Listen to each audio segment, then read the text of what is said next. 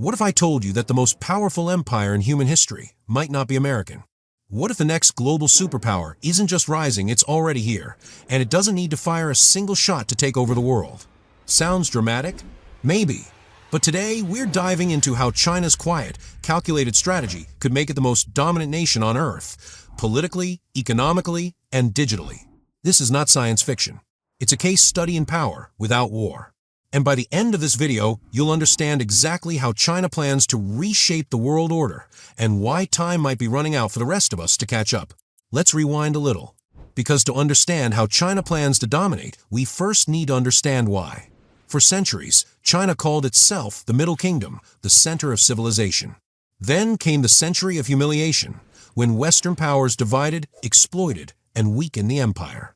And ever since, China has had one mission: never to be humiliated again. That mission is now known as the China Dream. A dream of national rejuvenation, of restoring China to its rightful place as the most powerful nation on Earth. Under Xi Jinping, this dream turned into a detailed plan, and honestly, it's brilliant. While other countries debate, China builds. While others argue over politics, China executes strategies decades in advance. Let's break down the 3 pillars of China's domination strategy. Pillar 1. Economic conquest, power through debt. Imagine your country gets billions to build highways, ports, or power plants, all funded by China. It sounds generous until the bill arrives. This is the quiet weapon of China's rise: loan diplomacy. Instead of invading, China lends. And when nations can't repay, it takes control one project at a time. Over 150 countries have joined China's Belt and Road Initiative, a trillion-dollar web of infrastructure projects. From Africa to Europe to Southeast Asia, China is financing ports, railways, and energy plants and gaining strategic leverage in return. Let's look at a few examples.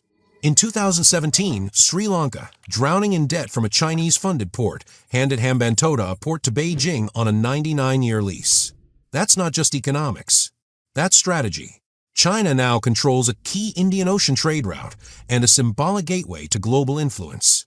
Laos borrowed billions for railways and dams. When it couldn't repay, China gained majority control of its national power grid. That means China didn't just build Laos's infrastructure. It owns the electricity flowing through it. From Africa to Southeast Asia, the pattern repeats. Big loans, opaque contracts, high interest rates. And when debts pile up, China doesn't always ask for money back. It asks for influence. Think of it as the world's most expensive group project, except China's the one grading everyone. Critics call it debt trap diplomacy. Beijing denies it, calling it win-win cooperation. But the results speak for themselves: ports, grids, and trade routes quietly shifting under Chinese control. When you control the roads, you control the goods. And when you control the goods, you control the people who depend on them. Pillar 2. Technological dominance, the digital Silk Road. Next comes the digital battlefield. While the West was busy scrolling TikTok, China was busy owning it. Companies like Huawei, Tencent, and ByteDance aren't just businesses, they're data empires. And data, in the 21st century, is the new oil. Through 5G networks, surveillance tech, and apps installed in billions of phones worldwide, China is exporting its digital ecosystem and its values globally. Many developing countries adopting Chinese tech are also importing China's model of control. Cameras on every corner, censorship baked into platforms, information monitored in real time. It's not just technology, it's influence. Invisible but deeply powerful. But China's not stopping there. Because every empire knows power isn't complete until you control the story. Pillar 3. Narrative control, the battle for minds.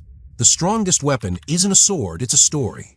Through media, films, and education, Beijing is reshaping the world's perception of itself. Confucius Institutes teach Chinese language and perspective in hundreds of universities. Chinese state media broadcasts globally in multiple languages, framing China as the future and the West as the past. Basically, it's like Netflix, but instead of binging dramas, you're binge-learning geopolitics with Chinese subtitles. It's all part of a narrative war, one where China is the hero of a new world order. We're not in a shooting war. Not yet, but we're deep inside what analysts call the silent war. A war fought with contracts, code, and concrete. A war where the winner doesn't conquer land, they conquer systems. China's economy remains massive. Its technology is catching up fast.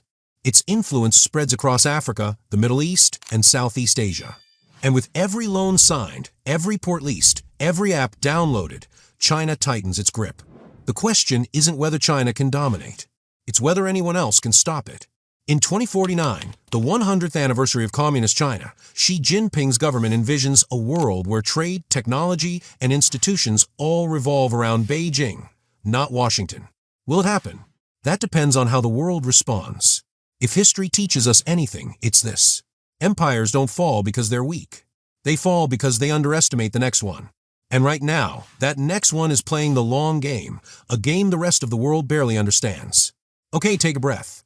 Before you delete TikTok or build a bunker, remember, domination doesn't always mean destruction. China's vision isn't about bombs. It's about dependence. If it wins, it won't look like an invasion. It'll look like an invitation. The phone in your hand, the clothes you wear, the road outside your home, all quietly connecting back to one place. That's power. That's the modern empire. So, how does China plan to dominate the world? Not through weapons, but through influence, infrastructure, and innovation. The new trinity of power. The real question isn't whether China will succeed. It's whether the rest of the world is even playing the same game. Every generation has a defining moment. For ours, it might be this. Do we let one nation control the systems that connect us all, or build a world where power is shared, not borrowed? Because if we don't understand what's happening now, by the time we wake up, it might already be too late. The next empire won't rise with armies. It'll rise with algorithms and loans.